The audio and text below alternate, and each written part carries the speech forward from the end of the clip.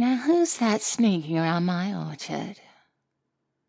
Some silly trickster making me burn lantern oil. You'd better come out before I get upset.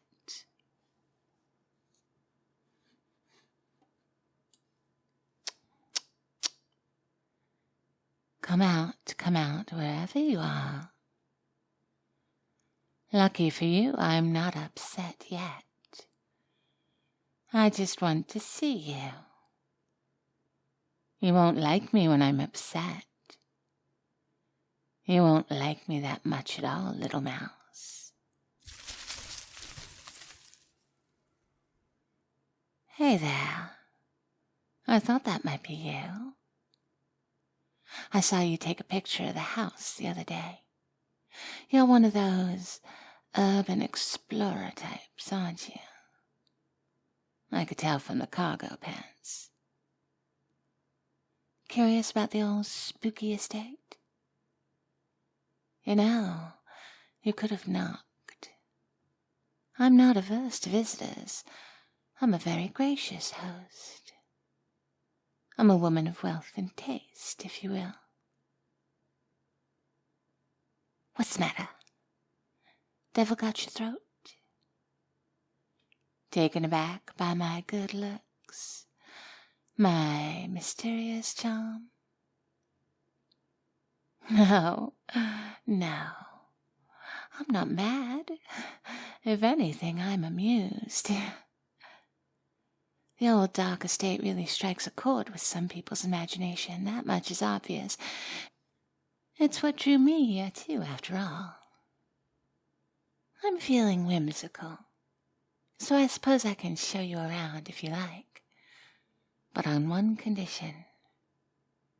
One little requirement. If you touch anything on my estate, you can never leave.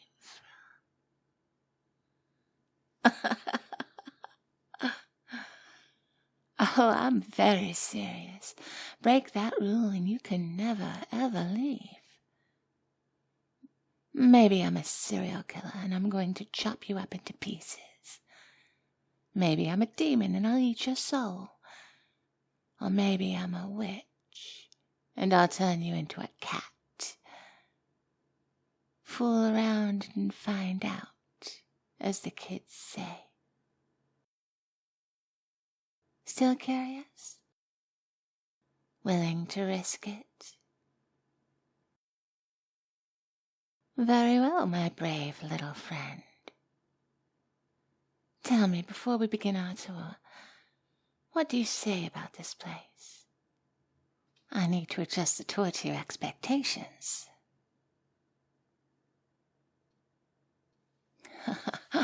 Oh, come on. That makes no sense historically. That's so silly. That's like Travel Channel level stuff. I mean, first of all, there were no actual witches at the Salem witch trials. It was just mass hysteria. And even if there were, they wouldn't have fled all the way to Michigan. And even if that was true, even if all that was legit, that would have all been almost 200 years before this estate was built. Next you're gonna tell me that Loveland Frog lives in my basement. Sorry. That's just such a silly story. Especially since there's so much that really happened here. Would you like to hear it? I can get a little long-winded. This whole estate was owned by Abraham J. Fowler, the glass baron that founded this city. Every part except this orchard we're standing in. This orchard was the property of F4A Moses Lawson. Fowler coveted it for its beauty and because he already owned all the land around it. Lawson wouldn't sell, though. He was attached to the place. Legend says his daughter had loved this place before she passed from tuberculosis, and he made it the way it was as part of his obsessive drive to memorialize her. Fowler wasn't the type to take no for an answer. He sued Lawson over a boundary dispute. The accusations were largely made up, but he had the resources to keep the trial going and going. The plan was to bankrupt Ephraim with legal fees, force him to sell.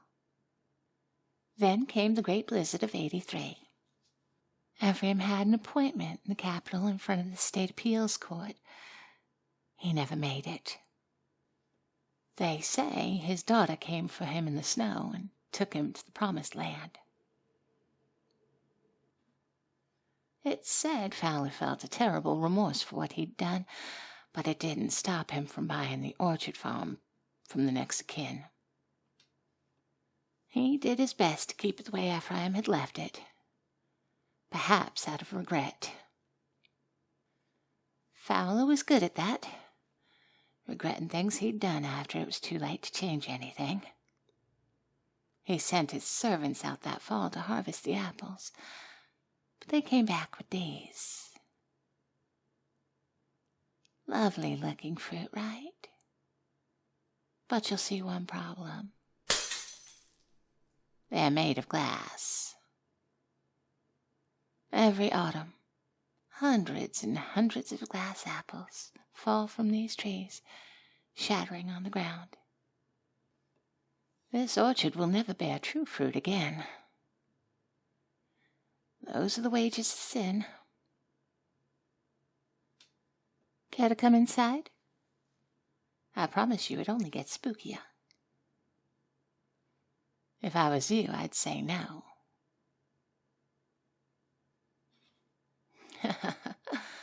Oh, you brave, brave fool.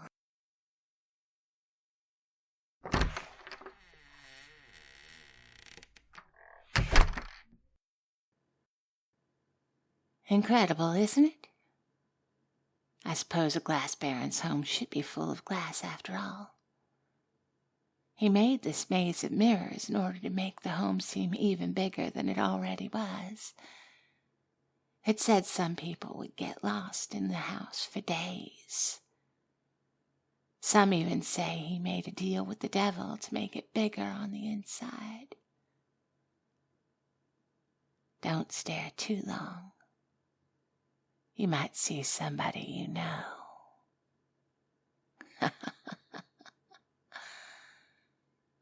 Follow me to the study. Take my hand or you might get lost. Your hands are warm and rough. You remind me of somebody. When did I move here? Oh, I've lived in this town a very, very long time. Some would say I've been here since the very beginning. Oh, hello there, Ulysses. It's not food time yet. This is Ulysses, the cat. He's a cutie, isn't he? A little amorphous black blob. He's a lot like you. Curious and adventurous. And rather cute. He came here on a night just like tonight and touched something without my permission. Now he's my little prisoner forever and ever. Isn't that right, you little rascal? Oh, yes, you are. Yes, you are. Now run along, little guy. I've got to show around this guest of ours. Welcome to the study, the throne room where Fowler ruled the city. Taken aback by the stained glass window? Beautiful, right? It was Fowler's masterpiece. Before he was a baron, he was a master glass stainer. And this was the culmination of his life's work, the centerpiece of his office.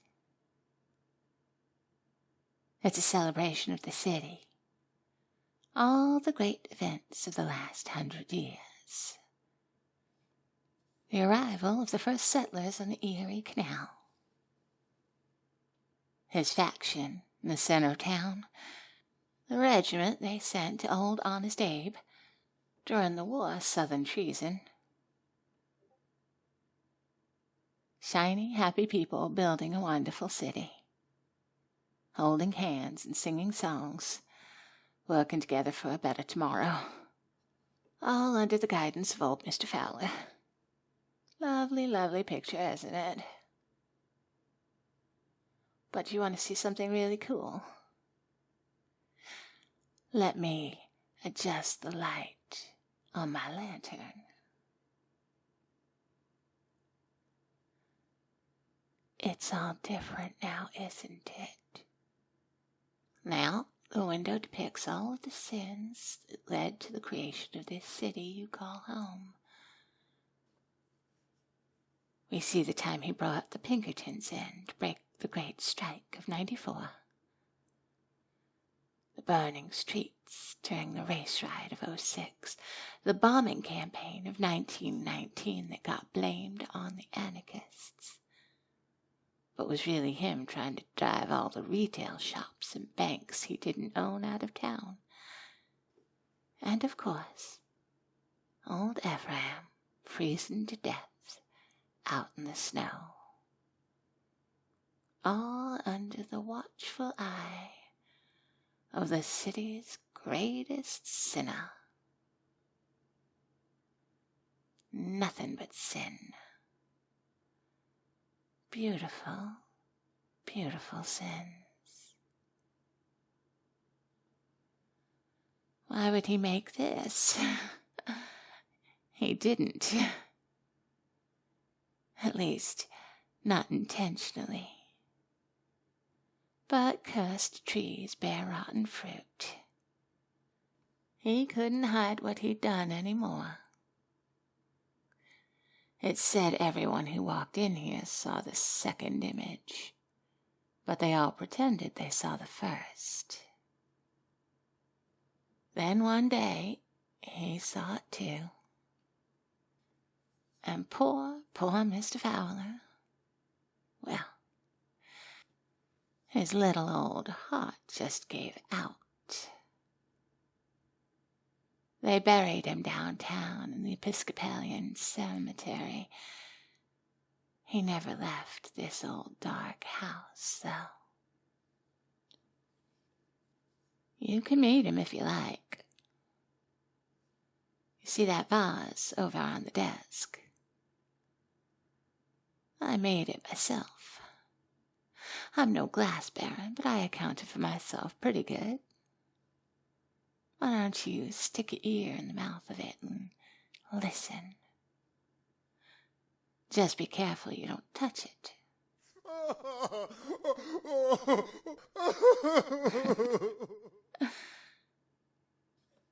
Fowler's ghost wandered these halls for many a year, afraid to die for what fires awaited him. The most powerful man in the city was reduced to a shadow on the wall. Pathetic. Oh, he's harmless. Just the spirit of a sad, broken old man. Couldn't hurt a fly even if he wanted. I tried to just ignore him, but I found his crying to be tiresome. So I stuck him in the vase and gave him something to really cry about. Listen to those lovely, lovely screams. What's the matter? You look a little disturbed.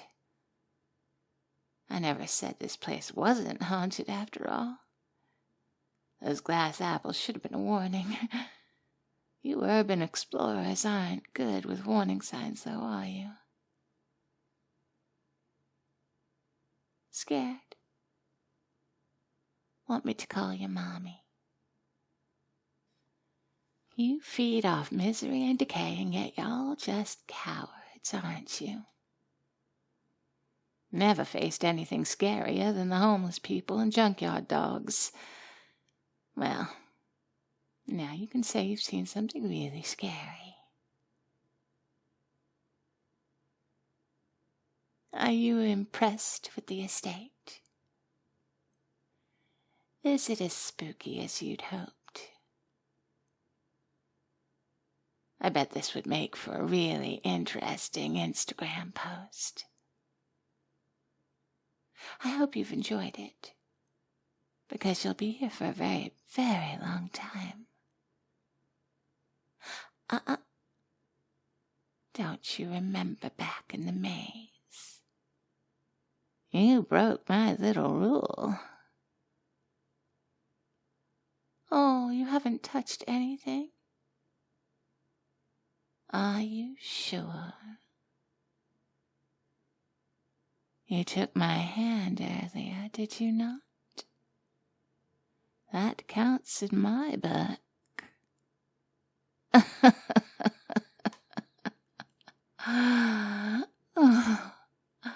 Now, we had a deal. Didn't we, little wanderer? Did you think it was a game? Did you think I'm just some eccentric that lives in a spooky old house? You shouldn't play games with the devil.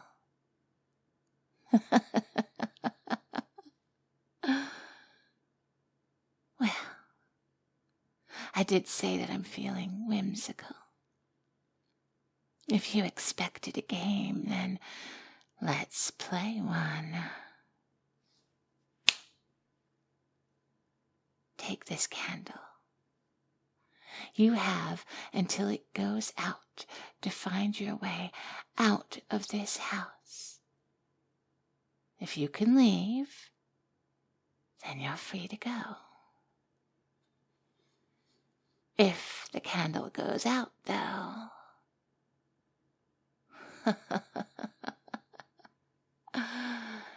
well then, I hope you enjoy wandering aimlessly in the dark, because you'll be doing that for quite a long time. My estate always has room for more lost souls. You'd better get moving, little mouse. That candle's already looking pretty weak. I'd say you have anything from 2 hours to 5 minutes, but you won't get another. And the sun isn't coming up tomorrow. Not for you, at least. Nobody's coming to help you.